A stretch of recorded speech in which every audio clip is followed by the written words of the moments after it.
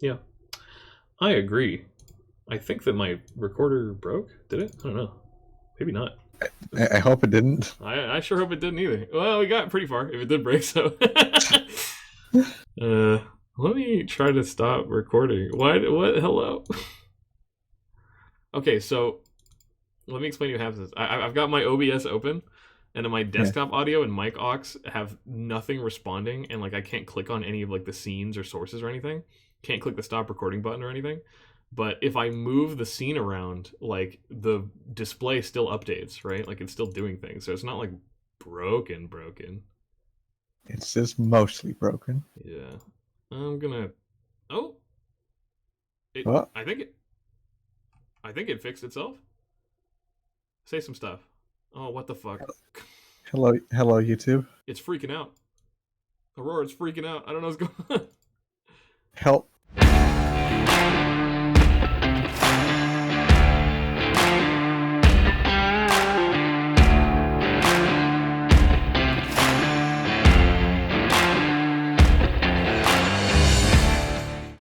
Welcome back, everybody, to Season 5 of the Double Dip Draft. My name is Spood, coach of the Southtown Sandslashers. Joining me is... Aurora, coach of the Hunchbook Hunters, and we're here with the second week of replays for the Crown Division. That's right, Crown Division, Week 2. I know I said it, you know, if you're a real hardcore listener to these things, you may recall that in Season 1, I essentially, or rather Season 4, which was Season 1 of the real YouTube content stream, essentially I said that Weeks 1 and 2 are kind of a gimme. Like, you can go down 0-2, and it's not the end of the world because there's still 5 weeks to claw back. I still kind of feel that way, but this season I feel like is a bit more stacked in the Crown Division, and there's a lot to lose if you're dropping games to someone that you're able to beat. Because I feel like this division is going to roughly play out the same as last season's Division 2, where the contention for the playoff spot is going to be going for a while. I think that you really want every bit of differential and every win you can get, because I think it's going to be, like, the competition from, like, 2nd to 7th is going to be a lot closer, or at least as close as it was last season. Yeah, I'm actually trying to think. Like, I think so far things have been playing out, like, roughly to, like, seeding. Yeah. Like, I don't think there's been, like, any major upsets. Not as of Week 1. Week 2, you may find a different story. I think, honestly, without further ado, we can jump right into it. Match 1, one of the most exciting of the week, definitely by seed and by spectacle alone. We got Kenneth, coach of the Ne'er-Do-Well Nido Kings, versus Vincent, your boy Spoot Man, coach of the Hairlin Haluchas. And this is exciting. You know, they're not first and second seed, they're second and third seed of the division behind Scoots. So this is a match where Kenneth is technically seeded to win. But both of these guys, I mean, literally, they're second and third in this division, and they placed second and third last season in ranking overall, right? Like, Vincent took the bronze match for third, Kenneth lost grands for second, so... this was a pretty hype match, pretty exciting. I know both of the players were pretty nervous about it, and it may or may not have reflected in their play. Yeah, definitely. We're gonna see that, like, a bunch of times this week, I feel. Yeah. With people sort of, like, fumbling early game, sort of, you know, like, regressing a few IQ points, maybe. You know, we're still, it's only Week 2, so I think people are still shaking off their rust a bit, which is fair, you know, especially if you have, like, a really tough match early in the season. You may not be tuned as sharply as you would be if you were doing it maybe Week 5, Week 6, where you've had a lot of time to kind of get your footing, get back in the groove. But let's see what played out between Kenneth and Vincent. 3, 2, 1, go! What do you think about Kenneth? I think Kenneth is good. We see him, like, you know, just playing regularly all the time in the Discord server. He, like, post his replays. I was baiting you to say that he owns an air fryer. Basically, so Kenneth, I know, was very scared of this Silvally, but it ended up being Silvally water, which did not cause him as much grief as maybe it could have. and yet pulls off the 1 in 3 Iron Head flinch and is able to muscle right through the clef before then, I think, giving a questionable sack to the Surf Edged. Yeah, I mean, it's like the first sort of fumble we see here. Kenneth can't help the fact that the flinch happened to like Pickle Fable dying. It's not really his fault. Yeah. The Sylvali dying was kind of weird. I know on Spookman's end there was definitely a fear for the Seismitoad that Kenneth's team has, but didn't come. Yeah. Seismitoad Swift Swim is really scary for Vincent, but of course, Kenneth is not running a rain team or a weather team in general, so he'd have to set up the weather by hand, which I know he experimented a bit with Rain Dance Teleport Clef, which may have been, a good choice, but ultimately did not come. Also, I wish I had the sets to calc that close combat. I wonder if that was a roll, because it very well may have been. Yeah, and it actually changes a lot, because the amount of mileage that Spookman is about to get out of this thing is crazy. It kills Nidoking here, because it apparently hits faster. Yeah, and he just hard switched it in, so he couldn't take two. And then Kenneth misplaced here by going for the Acid Armor before the Calm Mind. Yeah. And I feel like I understand why he would do that, but at this point he's just kind of crossing his fingers and hoping the Earth Power doesn't kill, and then it does. And now he's lost Nidoking, Reuniclus, he's lost a lot of his offensive pressure. He lost his Scarf Rotom as well. So now he really is weak to, this thing. Scarf Archeops. Yeah. Which knocks pretty safely. Yeah, it is Scarf, so it does have to switch out in order to be able to switch to dual wing beat, but Spookman is here to play it safe. He has learned his lesson with taking risky plays at this point. Yeah. So he's just going to take the Earthquake here and get it into surefire bullet seed range for Chinchina. Right, because if you miss the dual wing beat here, then it may just be, curtains. I still think Chinchino could have done well at plus, or rather at -1 or versus a -1. But I don't know. I don't know. If I were Vincent, I probably would have gone for the dual wing beat just to see if I couldn't get a one better differential, but I understand that he's been burned pretty bad by, low accuracy moves before, so I guess you couldn't blame him for just taking the safe Earthquake route. Maybe he has a superstition that the 1 in 256 chance is still there to get it, 100% accurate move just fails. Yeah. If it was going to happen to anyone, I guess it would happen to Vincent. But honestly, I mean, the fortune did slightly favor him this game. It wasn't super, a lot of it, but I feel like that flinch was really tough for Kemet to deal with in that moment. And it definitely, it could have made the difference in a game that ended up being as close as a 1-0, potential 2-0, given the selection. And also the potential rolls on Nidoking and the rolls that killed Reuniclus are actually dirty as hell. They're very high. Yeah, it was very unfortunate for Kemet. He just kind of just got battered a little too hard, and unfortunately, that was, it wasn't entirely just a luck thing for Vincent. He did Acid Armor first. I think maybe, and this is hard to do on mobile, which Kemet plays on mobile, but he could have maybe done some pre-calcing and looking at the worst case scenario, going okay, well maybe I should just Calm Mind up, but. If that thing did set up right, if it had the Acid Armor Calm Mind, I think it straight up could have just won, from that point, because it looked really tough for Vincent to break it. I couldn't see anything beyond, Archeops knock doing that much damage, and after after an Iron defense, it would have been tough.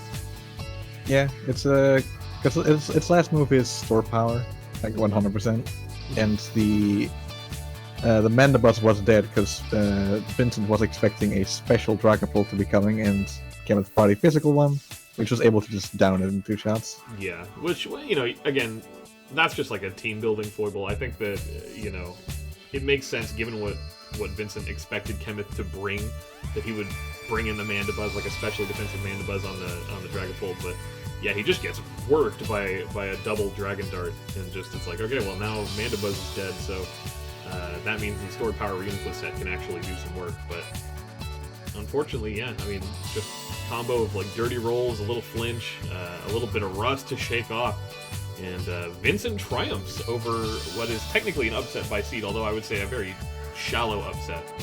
Still an upset. Yeah, I feel you could definitely run this match a couple of times and get different winners, different outcomes, different Pokemon surviving each and every time. Yeah, for sure. It's honestly, it was just a massively high variance match, and which is unfortunate given how important I think it'll end up being in terms of playoffs qualification down the line.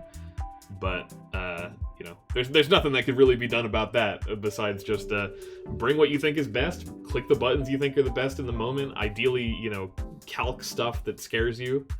And if possible, get just a tiny, get a tiny bit lucky, because after all, Pokemon just have a huge luck element, sadly. Yeah, and that's just always going to be, that's the game we play. Literally a game for children, in the words of in the wise words of Goober Trooper. Literally a game for children. So tragic for Kemeth. He definitely wanted that win. He's kind of running a little mini gauntlet because he has to fight Scoots the week after. So yeah, he's running the top seeds. Yeah, so it would have been nice for Kemeth to pick up that win on Vincent here to make his life a lot cushier going forward. But there's a very real possibility that Kemeth goes into week 4 at a 1-2 deficit, which would not be ideal. Yeah, it'll definitely be. Everyone is just fighting tooth and nail for every possible playoff slots, getting themselves as cozy as they possibly can. Yeah, it's important for like high seeds to get their guaranteed wins, and especially like winning everything that you're seeded to win, even if it's tough. Like obviously, it's never going to be easy to beat Vincent, even if you're like Scoots or IDM or whatever. But you really gotta hope that you win these, and you definitely don't want to lose the really wide upsets, right? Like versus someone like Nihilus actually was a very sort of variable match that could have gone either way, because we don't necessarily have a handle on Nihilus's like strict skill level. But he was able to win that, and he should find, in theory, pretty comfortable wins versus like Cabral and Skittles and Mass in that division. So it's still looking relatively strong for Kemeth to make playoffs, but this would have been a great win to take. And conversely, really good win for Vincent to pick up. This will make his season way easier. Yeah. Like every win that you can grab that is over your like seeded level, that's one you put in your back pocket and you just keep there safely. Yeah, worth its weight in gold. I mean, you cannot understate the value of a win like this for, honestly, either player if they took it. So, important match that ended up shaking out in favor of your boy Vincent. Although, I will say his differential could have looked a bit better. Still, a win's a win. Differential doesn't mean anything if you're losing more matches than you're winning. So, he got what was important out of that. Yeah, and I think that does it for this match. So, bringing us into the next match, it is Nihilus, coach of the Dallas Ducklets. That's right. And Scoots, coach of the Tumble Scoots Army. That's right. Excellent team name, by the way. Don't change it. Yeah, no, I had to physically wince before I had to say it. Yeah, it's the second week in a row I'm saying it too, by the way. Too bad. You're probably going to be saying it most weeks. I think we're going to be on shift for this this division recap for probably the whole season. So we're going to order them just so you can say them the next time. Sure. Well, we got Nihilus versus Scoots. So Nihilus, a story of tragedy in the bracket thus far. Just it's bad luck to have to be the guy that fights the best people in your division. But he had the unfortunate reality sinking in of having to fight Scoots week 1, or rather Scoots week 2 and Kemeth week 1, being of course the winner and the runner-up from season 4. So if you're a believer in the recency weight, right, of seeds, then Nihilus was basically going up against the 2 hardest matches in this entire division, possibly in this entire league. Immediately, and not something you want to have to do as a guy who's played for 5 seasons, and not something you want to do on your first season. So unfortunate for Nihilus that he had to get these 2 out of the way early, but honestly, I thought he put up a pretty respectable showing versus Kemeth week 1. So he put up a very good showing versus Kemeth week 1, and we do actually see the nigh immortal wheezing here again. Yeah, and that thing actually does just live hits. It's crazy. But for sure, this is one that, if you're Scoots, it's kind of a gimme. You definitely don't want to lose to Nihilus, but, it's definitely possible.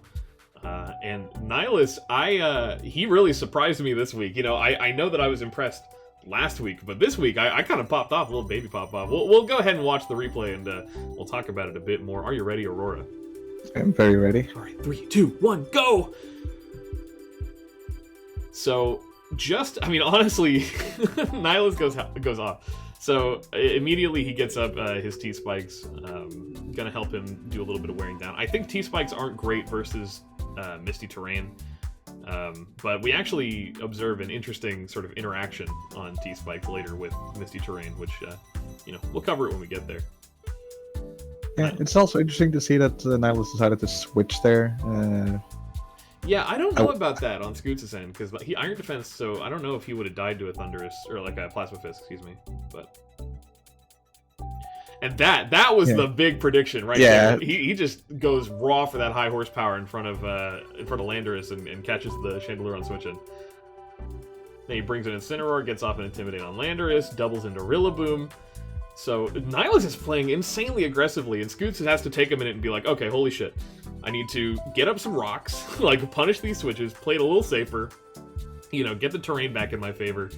And actually does get toxed by the entry hazards, so they actually activate before the terrain. Misty Terrain is set up. Yeah. And that Ice Beam was interesting. So Feeny and Bulu are both the same base speed, and it was interesting that Feeny won that speed tie, potential speed tie anyway, or it may have been like an adamant Rillaboom as opposed to Jolly. But that was tragic, by the way. Just the Grass Knot on Quag. He wasn't ready for it. He just loses it immediately. And this is kind of where it starts to fall apart for Nihilus. Yeah, because here we see that this X-Cloud now outspeeds literally everything Nihilus has left.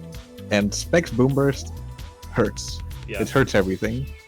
This Incineroar is able to take 1, 2 even, and get it pretty low. Yeah.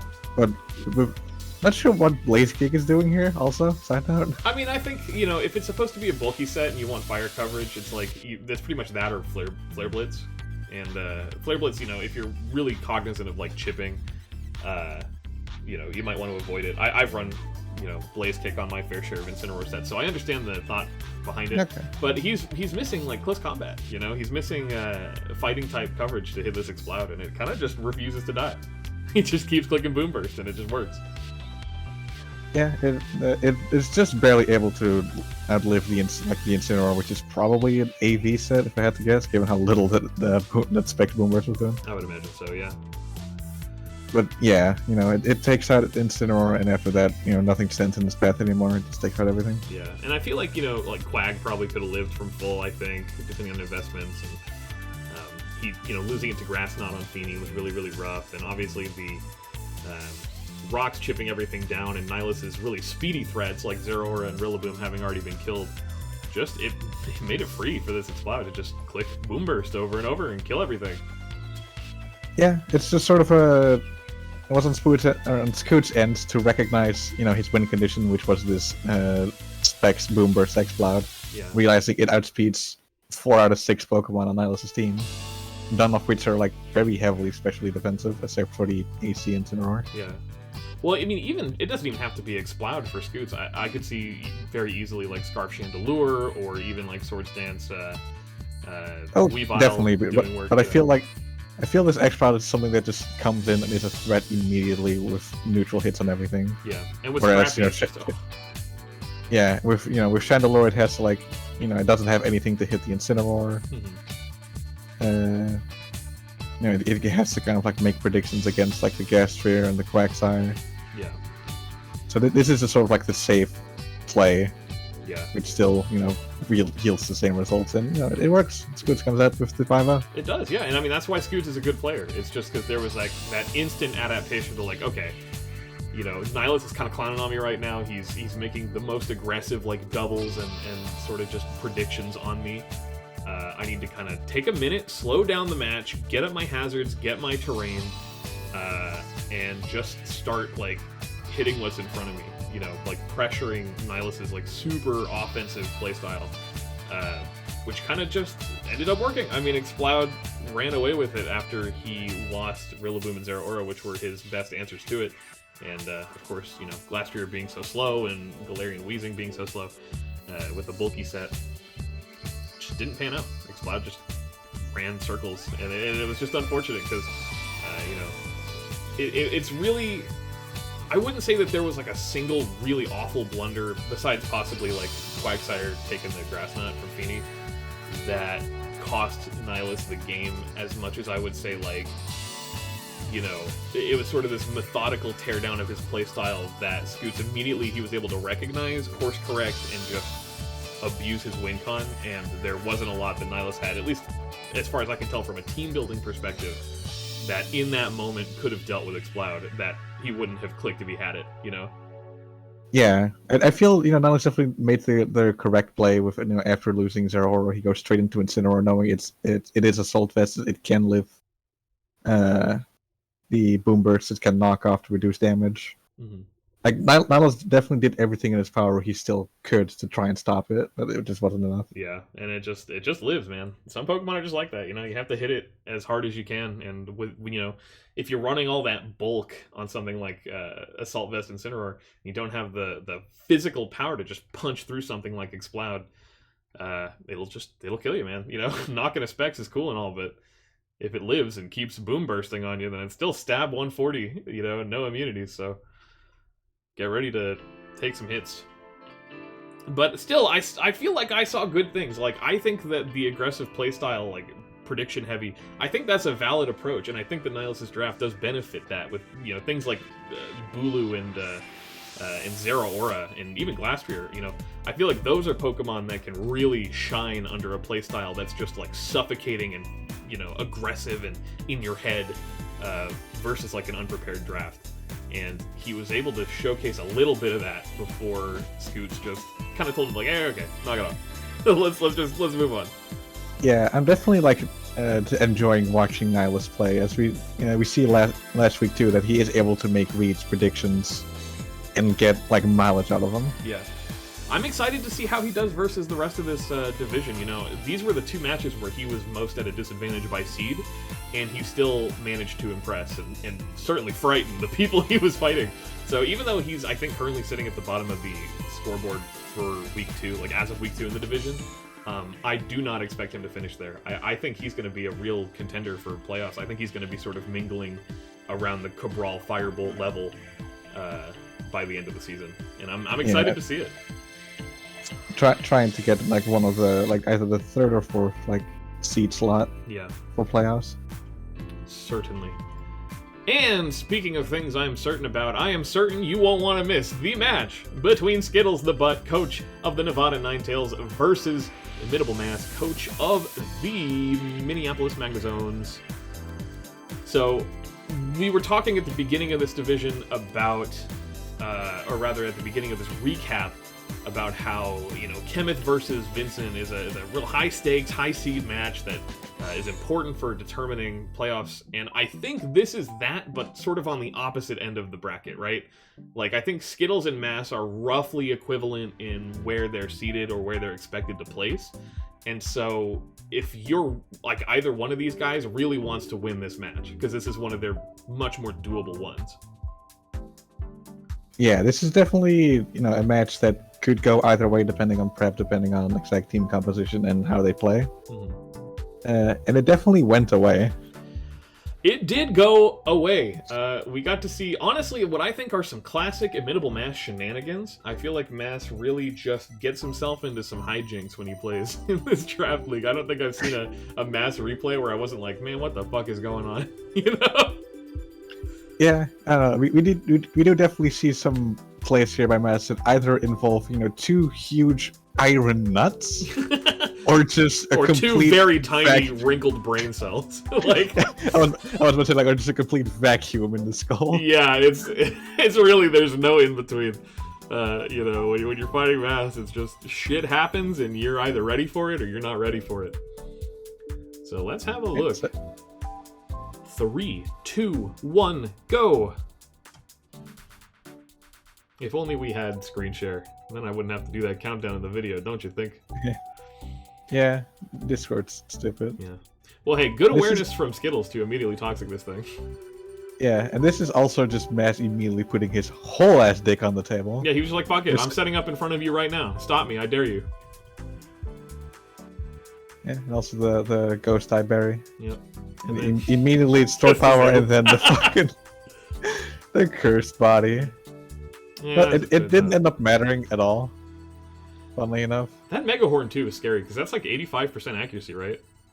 Yeah. And I'm almost positive that would have died to like just an Iron Head or something. So just some unnecessary risk that tends to not pay dividends. Well, it's Matt puts his whole dick on the table, so Skills has to come back with his own dick. Right, felt somewhat emasculated by that play. yeah, as the counter a little bit. And then goes into Magnezone, and yeah, this is Magnezone, dude. This is what it does. You're a Steel Flying type, so you lose. Like this 1v1 just does not go to you. It's literally just one of 3 Pokemon Magnezone is designed to kill that it still officially can kill. Yeah. And it's funny because this is the same division that Skarmory's in, I think. Or it's either Skarmory. Yeah, it is. Yeah, it's Skarmory, because Corviknight's in the other division, so... Yeah, Magnezone, hey, I mean, it's doing the thing it's supposed to do.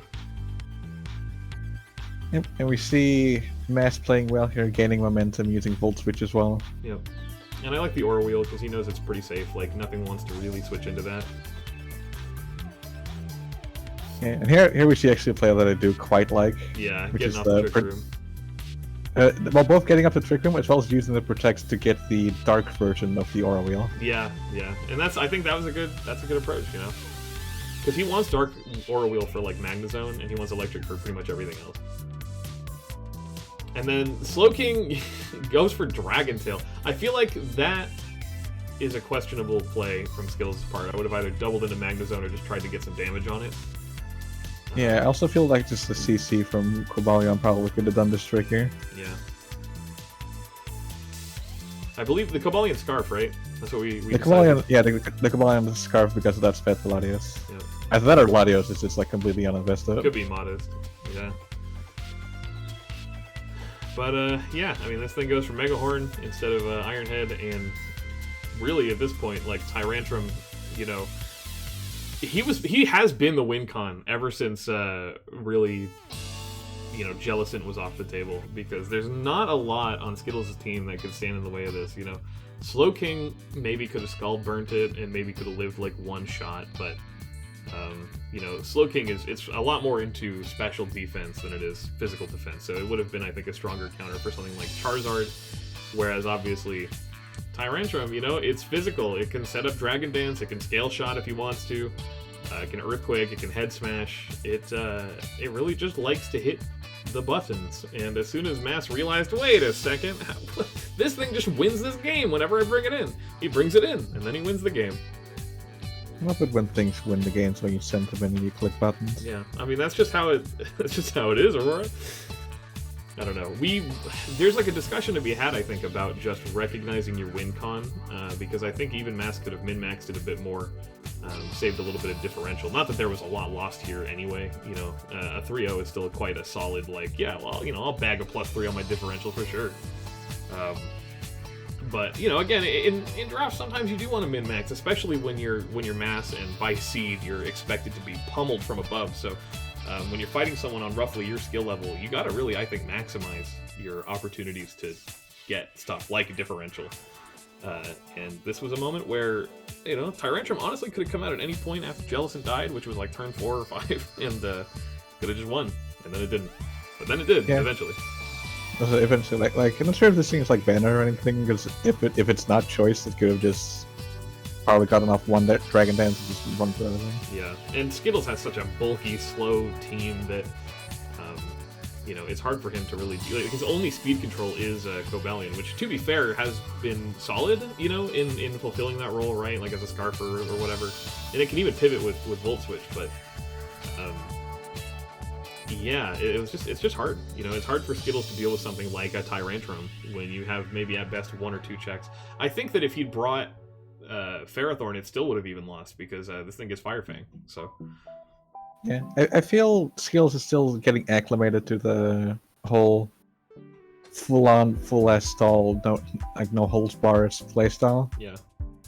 Because I feel like he didn't get the most mileage out of Blissey that he could have. I don't feel he got the most mileage out of Slowking that he could have. Yeah, I agree. I think that it was kind of a rough showing from Skittles, but I also think that, again, just by from team building, it was Mass's game to take. Yeah, it was definitely Mass's game to take, and he took it. To his credit, I've said it a million times, I think, but it's hard not to choke. So congratulations on not choking. Yeah. Like it is so easy to just get into your own head and just start over predicting and fucking yourself over. Yeah. Like really just like stopping for a second and thinking, if I click this button, what do I gain, and and if I'm wrong, what do I lose? Yeah. It's like important to ask yourself that at the end, like towards the end of a match, because if you're taking a risk and the reward is, you're winning more, and if you're wrong, suddenly you're losing, it might not be worth taking that risk. Yeah. And sometimes I feel like I understand too, because it's unintuitive, I think, to somebody who has grown up with Pokemon and plays it on their Game Boy to look at a fight in that way, right? To kind of have to step back and logically like play out a few turns ahead, say like, yeah, maybe I get this read right, but what do I lose if I get it wrong versus what do I gain if I get it right? Like risk management, especially in a game with as much RNG nonsense as Pokemon, right? It's like sometimes you have to switch out, even if a Scald like 4-hit KOs you. If you get burnt, then it doesn't fucking matter. You know what I mean? So it's a game where you have to really like manage your risk, identify your win con, play your game in a way that ends with you as the victor, which I know sounds like it's simple, but when you're there just clicking buttons to kill the one thing in front of you or the one thing you expect to come in, that's not a complete mindset to finding victory. Yeah, and it's definitely a mindset that the games themselves do highly encourage, since if you fuck up, you just get teleported back to the Pokemon Center and just walk back up to the motherfucker that slapped your ass. Right, or just go again. Drop a max potion or switch out, when you're given the opportunity to always have advantage.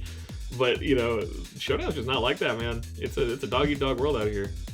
Could you imagine if you played competitive Pokemon with like potions and max revives allowed? That'd be fucking awesome. We should do that.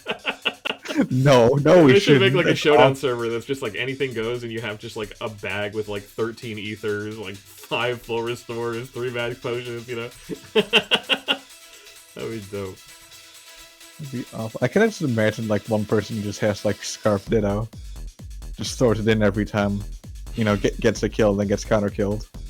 And just starts another Pokemon, starts the max revive on Ditto, and just goes again. You should be allowed to play, like, what is it, shift style? What is it's called when it's not set style? Or I forget which one is which, but, you should be allowed to switch out a Pokemon when something's coming in. Yeah, that'd be crazy. Yeah, like you don't think about it while you're playing the games themselves, but the amount of advantage that you get from just the game telling you like, oh hey, they're sending out this Pokemon. Do you want to go into your counter? Yeah, really. And it's like maybe it's a counter that only counters it when you're at full health, right? But it's and that's what's crazy. What boggles my mind too, and it's just like a tiny tangent. We'll be done in just a second, but I swear.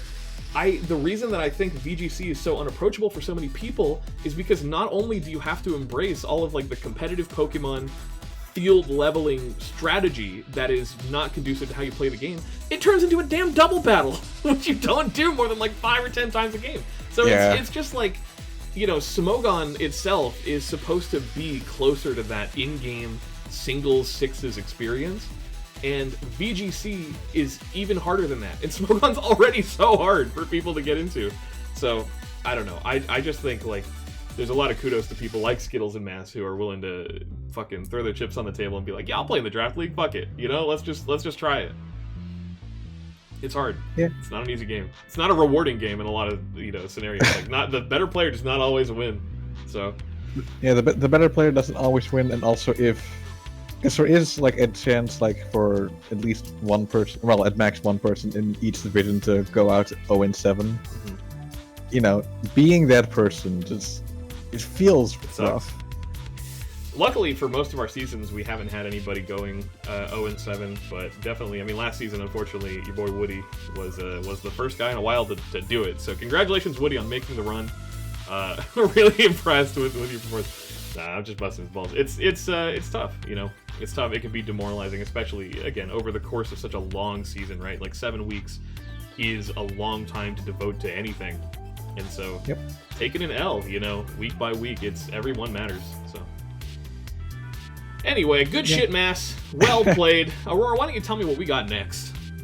The last match that we have got this week is Cabral from the Hash-slinging Aegislash and Firebolts from the Minnesota Magikarps? That's perfect. You did it! Good shit. I know. I'm good. I know. Firebolt Mass, it's so cringe that they live close together. So like their team names are like the same thing. the same thing and also both sort of an M. Yeah, 2M just a mum. Yeah, it's this was an interesting game to watch for sure. This honestly, a lot of the stuff in this division was pretty much like, aside from Scoots versus Nihilus, which I think there was like the most skill disparity that you really could have in a match, or like in a given match necessarily. Like Cabral Firebolt, that's a toss-up in my head. Skittles Mass, that's a toss-up. Kemeth Vincent, that's a toss-up. So it's interesting to see, you know, Cabral coming off of last season where he was a playoff contender, but he didn't manage to clinch it in the end based on some weird tie-breaky nonsense, versus Firebolt, who overperformed, right? Outperformed Cabral in his own harder division and still didn't make it into playoffs just because the competition was that stiff. So it's interesting to see, like, essentially both of the 5th placers from last season, both of the guys that just missed out on playoffs, who would do it in the 1v1?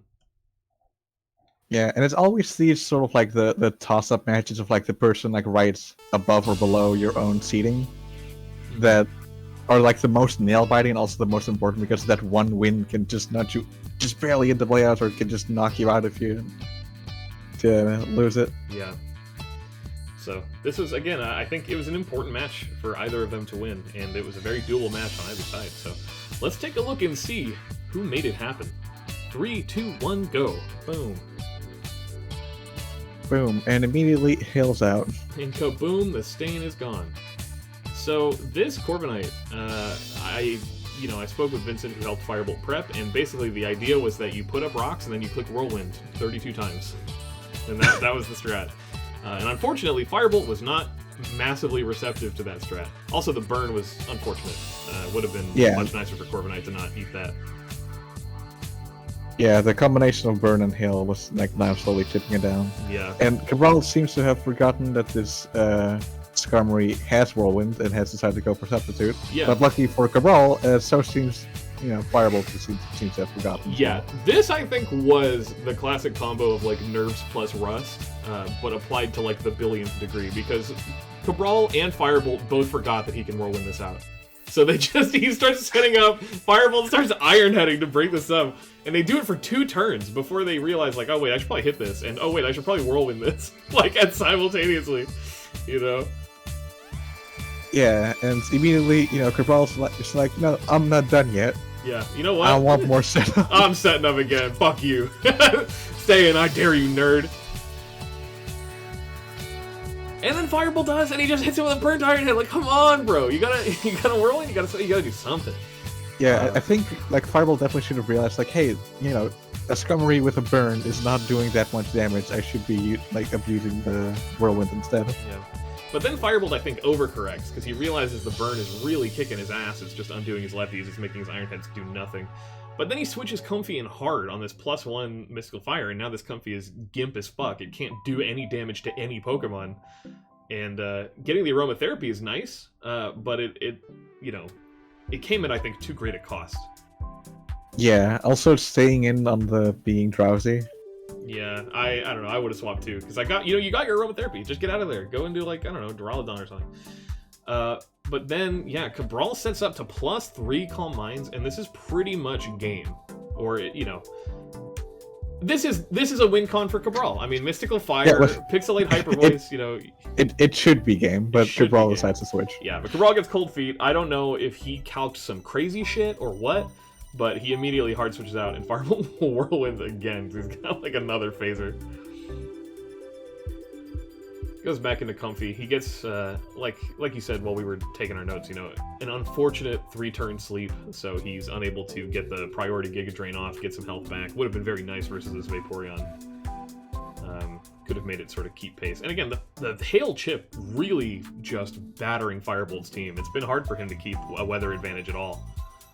Yeah, like, Firebolt's definitely here wanting that Sandstorm up just for, this thing for Garchomp. The Sandfill Garchomp. Yeah, and Garchomp comes in and, eats a Blizzard, to be fair. I mean, honestly, yeah, Yachi Berry, I didn't even think that was going to let it live, but manages to knock down the opposing Weather Setter, so, Yeah, it's both a testament to Garchomp's bulk as well as to sort of like Ninetales' it's sort of like only okay-ish offensive stats. Yeah. And also Cabral going for the Ice Shard first to try and kill the Garchomp, where he could have just gone for Icicle Crash and gotten the 2-shot on Hippowdon. Yeah, that would have made a big difference, I think. But it's just unfortunate because I can understand maybe not wanting to miss the Icicle Crash on 90%, but you take the Earthquake either way if you miss one. So you might as well at least do the thing that most likely guarantees you don't take that extra unnecessary damage. Yeah, and here we see another burn come out of Cabral. Crazy. His Scalds do it. That's hot water in that Vaporeon, man, in that Gastrodon. Yeah, definitely. And Firebolt gets a bit greedy here with the Swords Dance. Yeah. Luckily for him, does not pay for it really. Yeah, he doesn't pay for it immediately, but it's also just a question of, like, even at +2, Garchomp does not knock out Vaporeon. Yeah. It's just too bulky. And even if it knocked out Vaporeon, Gastrodon definitely would have still taken the hit. Yeah, and at this point, it's tough. I actually do like the idea of doubling up, being like, okay, actually, you know what? You have a hard time breaking Vaporeon and Gastrodon, so instead of just bringing one or the other, I'm going to bring both. Like, I'll make it doubly hard for you to get through either. Yeah, because they can sort of cover for each other. They both have Recover and Wish. Mm-hmm. These things are built to last. That's Japanese engineering right there. Yeah, and it's just unfortunate because Firebolt, again, he takes a Scald Burn on a non-gut set. He's Assault Vest with no guard Dynamic Punch, and he's only got the 8, and it's just not breaking through this Gastrodon. Like, this 1v1, honestly, was pretty much doomed from the start, but there's nothing at this point that Firebolt can do. Like, his win con, I think, does no longer exist. Like, I don't think that there is any possible combination of plays or turns that end in Firebolt winning from here. It's just sort of like a matter of Firebolt trying to, like, still squeeze out some differential, make sure it's not a 5-0, maybe he can turn it into a 4-0, maybe he can turn it into a 3-0. Mm-hmm. But this Duraludon, it has, what do you call it, Draco Meteor, which, after one use it gives its own special attack, but it does knock out the Gastrodon, turning it into a 4-0. Yeah. Which, that's still differential. Yeah, that's still important. That's true. And he could have crit this thing too, made it a 3-0. But it's just tragic, I think Firebolt and Cabral both have a lot of good I think that they have a lot of goodness in them, right? I think that they do have a deeper understanding of, like, the mechanics. I think that they're capable of doing great things, but also they're still just timid or just below that skill level point where it's like, yeah, you might run into those whirlwind roar, choke situations where you're just desperately trying to set up in front of something that can remove you, and you're just not removing it. It's kind of like this weird stalemate-y, like, if neither one of them is making the right play, then nothing is happening. Yeah. And unfortunately, it does end up working in Cabral's favor. Eventually, he gets it together. Yeah. And, just starts taking care of Firebolt's month one by one. Yeah, by mid-game, I think that Cabral tightened up, and Firebolt was starting to tighten up, but he had just lost too much too early. That at the point where, he brings in his Garchomp on the Hail, and then he manages to get that hit off on Ninetales, he's just too battered down to really take advantage of that late game, like, sand sweep type stuff. But yeah, I mean, what else truly could you do? Yeah, I don't think there's that much more to say here. Ultimately, right. I think that Cabral did a good showing. I don't think Firebolt had, like, a miserable showing. I just think that they both started sloppy, ended stronger, but by the point where they tightened up, it was like Firebolt had lost too much, and Cabral had, like, a superior draft in the back, and it just panned out in a way that Cabral did it. Yeah, it's definitely, they both kind of started with their heads in their asses, and then realized, like, wait a second, this is a very inefficient way of playing. Right. I can't see the buttons, dude. So, yeah, it could have been definitely a cleaner match on both sides, but definitely congrats to Cabral, and unfortunate for Firebolt taking that early L. Yeah, so let's take a look at what this does for the current standings. Yeah, let us scooch right on over to look at the Crown Division standings as of Week 2. Bringing it from 1st to 8th, we've got qualifying currently for playoffs. If you said shipped it off, cut print, we're good. In order, it is Scoots of the Dumble Spoods Army at 2-0 with a +9 differential. The Herlin Haluchas of Vincent of the Hairlin Haluchas. Oops, I did that backwards. I'm about to say Hairlin Haluchas of the Vincent. Vincent of the Hairlin Haluchas, 2-0 with a +4 differential in second. In third place, Kemeth, the Ne'er-do-well Nudo Kings, at a 1-1 with +2 differential. And Mass, surprisingly, in fourth place at a 1-1 +2 differential, tied with Kemeth, but lower by speed. Yeah, and then, not making it is just barely Cabral of the Hashling Aegis-Slasher with 1-1 and +1 differential. The Firebolt with the Minnesota Magikarps with 1-1 and -3. Skittles with the Nevada Ninetales with 0-2, -7, and the Dallas Ducklets with 0-2 and -8. It is worth keeping in mind, who these people have fought already, because even though Nihilus is at the bottom at the moment, he has fought top seeds and second seed. Yeah, his matches will literally only get easier from here. Like, he's already ran the hardest part of his gauntlet. Yeah, and like on the flip side of that as well, Scoots has fought the Ducklets and... He did Skittles, I think, right? So Skittles and Nihilus so far? I think so, which, that's just... Yeah, because they have real different... Yeah, that makes sense.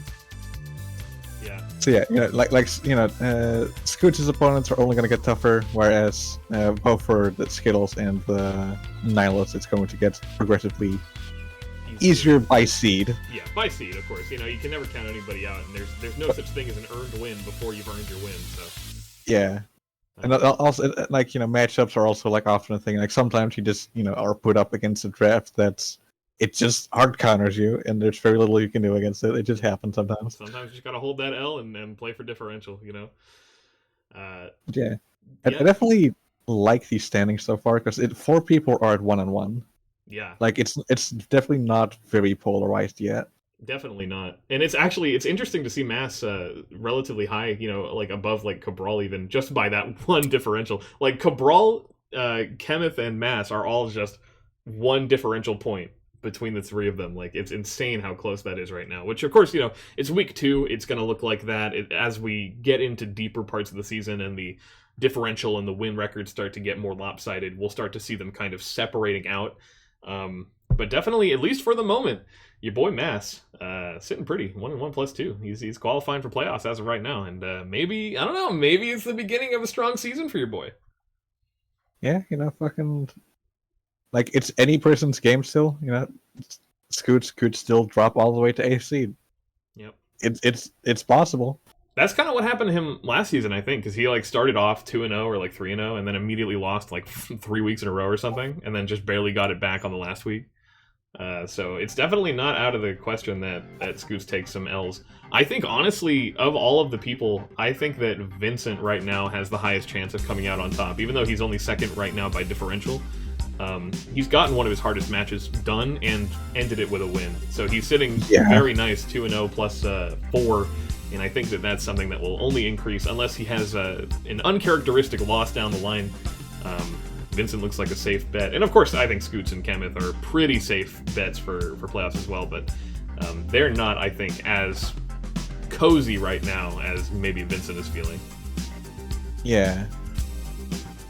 Which is not the instant read you would get from looking at the division, but it is, I feel, definitely closer to the truth. Yeah. So I guess we'll just have to stay tuned in the Crown Division to see what comes up next and which one of these guys is able to make the run. Maybe top seed does not go to Vincent. Maybe Vincent doesn't even make playoffs. I don't know. You just gotta stay tuned and watch. And definitely, Aurora, can you tell the people about the Armor Division recap? Oh, you should definitely go watch the Armor Division recap. There are some good-ass matches that are happening there this week. There's some hot motherfuckers that are 2-0 in that division right now. I'll tell you that. And IDM. Wow. Definitely check out Cabral and White Loaf on the Armor Division recap for week 2 so you can see what's popping in that division. Thank you for joining us. I am your host, Spood, Southtown Sandslashers. And I was Aurora of the Hoonsbrook Hunters, and we'll see you next week.